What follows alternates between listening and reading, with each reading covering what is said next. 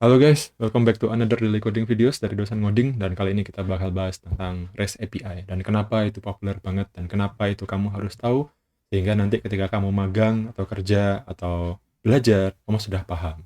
Dan ketika kamu ngembangin aplikasi kamu sudah tahu building blocks, background knowledge-nya, kenapa kok REST API itu jadi penting.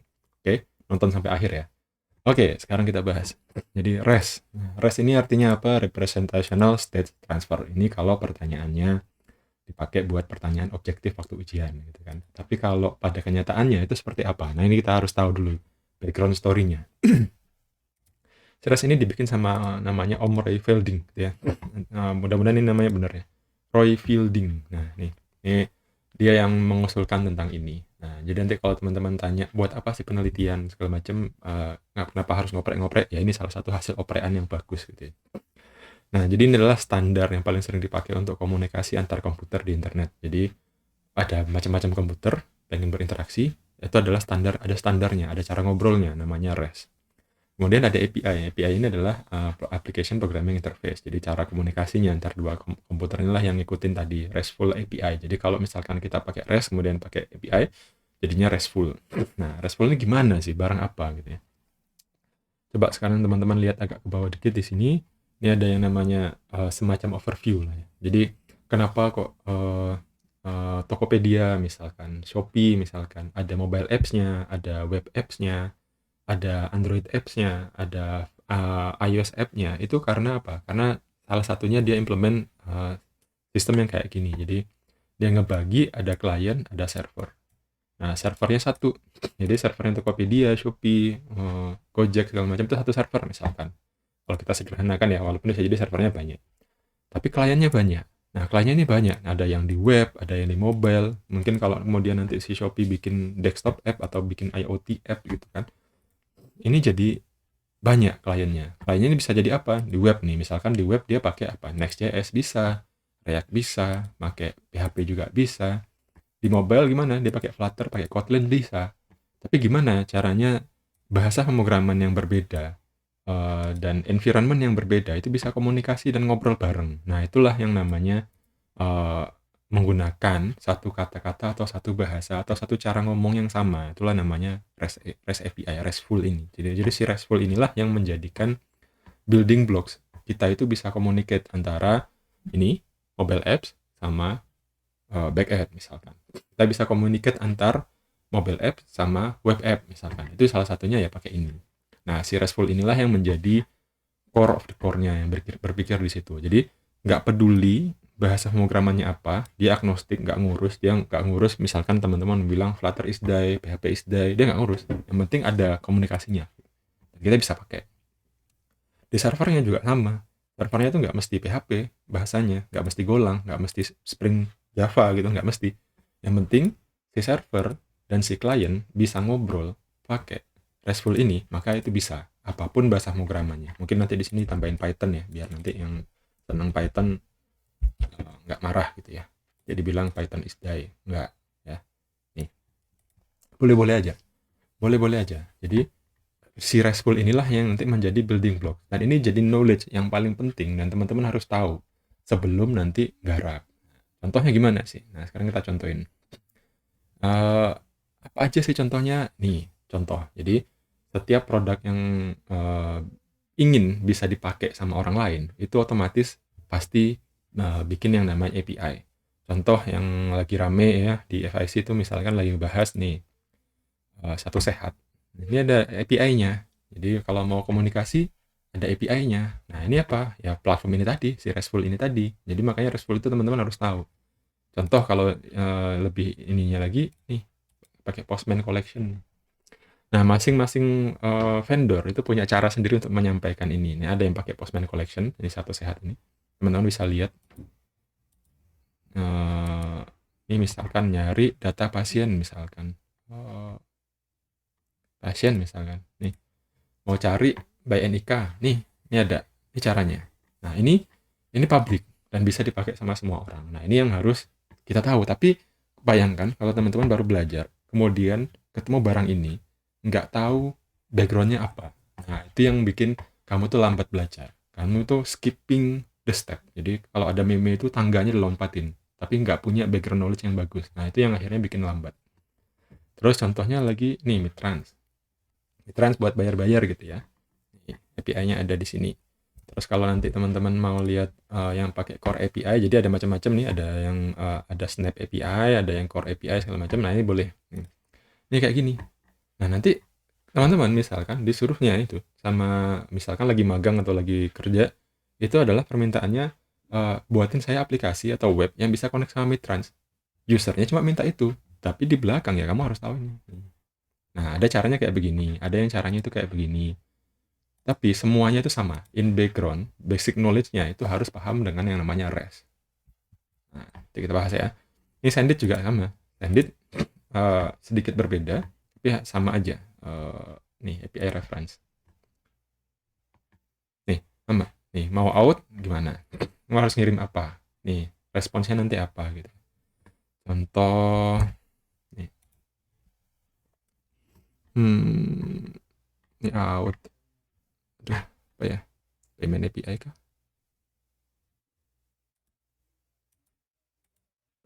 Dia punya library ya. Ini macam-macam. Ya, bentar. Balance nih. Nah, nih. Misal kita mau nge-get balance, ngambil balance. Nah, tapi kan muncul istilah get balance.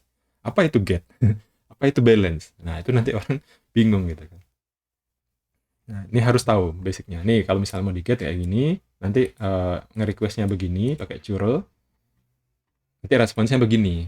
Nah, ini sudah pakem dari Senditnya. Nah, kita tinggal pakai. Itu yang perlu teman-teman tahu. Ini contoh ya. Contoh in practice-nya. Tapi in theoretical-nya itu seperti apa? Nah, sederhana aja. Jadi semua REST API itu ada rules-nya. Satu, ada endpoint-nya, ada URI-nya, ada resource-nya, yang mau kita cari, mau kita ambil. Ada HTTP verb-nya, verb-nya apa? Nah, kemarin di video sebelumnya, saya sudah bahas tuh, HTTP verb dan method, saya sudah bahas tentang response body gitu ya. Ada request-nya, ada request body-nya. Nah, ini opsional. Ada response-nya yang nanti ngikutin response code. Nah, yang ini sudah saya bahas. Nih, ini sudah. Ya, jadi ini sudah pernah di video sebelumnya, teman-teman bisa cari. Nah, sekarang kita bahas endpoint-nya apa, resource-nya mana. Nah, resource ini biasanya itu kata benda, contoh out, book, user, itu kayak gitu. Udah, kata benda tok. Nah, nanti gimana cara dapetinnya, itu pakai method ini. Nah, itu sudah saya bahas di video sebelumnya. Oke, sekarang kita coba ya. Kita coba di punyanya Sendit, misalkan. Ada, nih, request kayak gini. Ya, dia ngasihnya kayak begini. Ada requestnya get. Nah, get ini apa? HTTP verb. Ya. HTTPS bla bla bla. Ini itu endpoint-nya. Nih. Endpoint-nya. Endpoint-nya di dalam sini bisa ditambahin ya. Ini namanya ini gini ya. Kita ambil aja.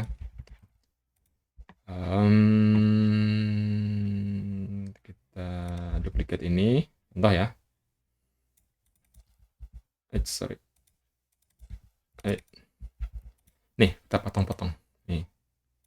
Ini get, ini adalah metodenya. Ini endpoint-nya. Ya kan? Nih. Kemudian ini kita tambahin lagi. Sorry. Ya, ini geser dulu. Nih.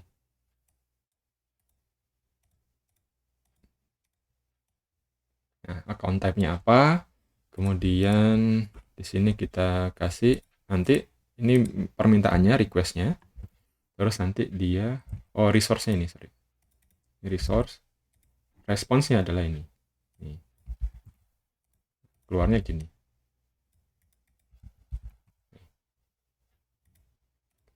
Nah, ini apa? Ini adalah endpoint, gitu kan? Ini endpoint. Ya. Ini endpoint misalkan. Endpoint itu gabungan ya, gabungan antara resource sama ininya. Sebentar, bisa dibilang gitu ya. Nanti kalau teman-teman beda pendapat boleh ngobrol di komen. Ini HTTP verb-nya. Nih. Terus nanti ini adalah resource-nya. Resource-nya apa? Resource-nya ini adalah nih. Kita bagi. Lagi-lagi ya. Nih. Resource-nya dia minta resource tentang balance. Nih. Ini resource. Ada. Terus ini apa? Nah, ini request body. Nih. Ini request body yang opsional. Ini adalah response. Nah. Nih. Tapi ini beda ya. Response code-nya nggak muncul di dalam responsnya sendiri. Nah, ada macam-macam. Nanti itu menjadi perkara yang bikin kita berkelahi biasanya. Tapi nanti nggak masalah. Nah, jadi kita mau ngapain? Kita mau get. Endpoint-nya kemana? Ke ini, sendit, balance berapa, contype apa. Dah, resource-nya mana ini? Yang saya bilang ini harus kata benda itu. Nih. Kemudian kita mau ngapain? Request body-nya apa? Nah, ini opsional. Nah, ini yang menjadi building block. Semuanya, mau pakai punyanya sendit, mau pakai punyanya midtrans, ini contoh ya. Midtrans ini, misalnya mau get token. Oh, tadi kita udah ada example yang get ya. Kita example yang post sekarang. Nih, authorization. Nah, nih. Jadi ada header-nya, nih, ada authorization-nya. Ini custom body nih. Misalkan ya, out basic-nya gitu kan. Terus ada ini contoh example request body-nya nih. Request body-nya banyak. Terus kita try. Nanti responsnya muncul di sini. Nih. Ini beda gaya. Cara menyampaikan API-nya aja beda gaya. Cara menyampaikan API yang di sini beda gaya. Responsnya pun beda gaya. Nih ya, ini saya sebenarnya nggak begitu suka nih responsnya kayak begini. Kenapa? Karena ini kan sudah ada nih 401. Di sini ada 401 lagi, duplikasi sebenarnya. Tapi ada yang suka ada gini, ada yang nggak pakai gini nih. Ini kayak gini doang. Saya lebih suka yang tidak ada ininya. Kenapa? Karena ini programmernya kadang bisa lupa atau gimana sistemnya ya. Di respons aslinya 401 tapi di sini 200 bisa jadi ada beda. Jadi kita mau baca yang mana bingung gitu kan. Tapi ya udah. Ini perkara-perkara yang bikin kelahi biasanya, tapi nggak apa-apa. Nah, ini contoh guys. Jadi nanti kalau ini teman-teman kembalikan lagi ke basicnya REST API tadi. Nih udah endpoint-nya mana, metodenya apa, body-nya apa, response-nya apa. Yang ini bagian dari response body nih, request body, permintaannya apa. Atau bisa jadi login by API key misalkan. Nih. Nah, ini ada ngambil dulu ya API key-nya ya. Saya belum bisa nyontohin ini di sini. Yang post itu ngasih data gitu kan. Nanti teman-teman cek lagi di video resource sebelumnya nih, sini ada saya udah bahas nih. Nah, nih HTTP status code. Ada banyak argumentasi di situ yang bisa kita bahas masalah status code. Nah, sekarang lanjut. Jadi harus tahu dulu ini RESTful. Bahasa pemrogramannya apa saja, bahasa ngodingnya apa aja, gaya ngodingnya apa aja, harus follow ini. Nih. Kalau nggak nge-follow ini, susah nanti ya. Contoh lagi kita lihat di sini. Nah, di sini beda lagi. Ini cara penyampaian aja yang beda, tapi isinya sama. Coba lihat, ini get. Ini berarti kan ini adalah HTTP verb-nya. Ini endpoint-nya. Nih, ya kan? Ini resource-nya. Nih, passion ini resource-nya. Identifier ini request body-nya. Nanti di sini dia nambahin lagi authorization, bisa pakai token, bisa pakai header-nya bisa ditambahin, body-nya bisa ditambahin. Itu adalah request body yang opsional ini tadi. Header-nya juga bisa opsional juga. Terserah kita mau pakai header, mau pakai enggak. Tokennya mau ditaruh di header atau mau ditaruh di endpoint-nya juga bisa. Itu masalah teknis saja. Nah, tapi basic dari REST API ya itu kayak gini. Ini harus dipahami. Nggak boleh lepas. Ada REST API kamu bikin tapi nggak ada metodenya, ya percuma, bingung. Nggak ada endpoint-nya, mau minta apa. Ada endpoint-nya nggak punya resource yang mau diakses, bingung mau ngapain gitu kan. Ada lengkap tapi nggak ada response body-nya, API-nya nggak bisa diakses. Ya, oke. Sekarang ini contoh ya tadi ya. Ini contoh yang secara diagram. Tadi saya sudah contohin yang secara praktis gitu ya. Nanti ini udah lumayan bagus. Nanti kalau bisa jadi ada API yang teman-teman lagi pakai itu dokumentasi nggak ada, berubah-berubah suka-suka dia. Nah itu ada. Nah itu nanti bersyukurlah kalau sudah ada kayak begininya. Kalau yang lebih pahit itu adalah API-nya ada di programmer backend-nya. Jadi kamu harus tanya. Nah itu susah. Nah, ini sama ya. Ini tadi yang saya jelasin tadi. Nah, ini boleh teman-teman coba pelajarin, mudah-mudahan bisa paham. Kemudian, nah, untuk menyamakan tadi gitu ya, menyamakan persepsi antar tim dalam tim itu ada yang namanya Open API. specification, ada yang namanya JSON API specification. Nah, ini spesifikasi yang kita harus follow biar nanti semua tim itu berbicara dalam bahasa yang sama. Nah, nanti buat teman-teman yang kalau beruntung bisa bekerja di startup atau magang di startup yang sudah ada ininya, itu berarti sudah agak mateng tuh. Nah, nih ada yang kayak JSON API, ada yang pakai Open API. Ya, terserah mau pakai yang mana. Ambillah salah satu standar. Yang penting ada standarnya dan ada dokumentasinya ini. Jadi kamu sebagai programmer front end itu dapat dokumentasi itu clear. Bukan tanya sama back end-nya, request mau apa gitu. Atau yang lebih sedih lagi adalah sudah ada dokumentasinya, tapi back end yang garap, dokumentasi tidak diupdate.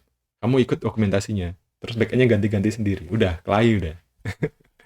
Oke. Nah, itu dulu. Mudah-mudahan dipahami. Jangan lupa ya, kalau mau belajar REST API basic lagi yang lebih dalam daripada ini, bisa beli course saya di Udemy di Jago Laravel REST API dalam 5 jam. Oke, thank you. Jangan lupa juga join dan share video ini, join Discord, join grup, dan bisa jadi member premium untuk mendapatkan video-video ini lebih awal. Oke, sampai jumpa di next daily coding videos.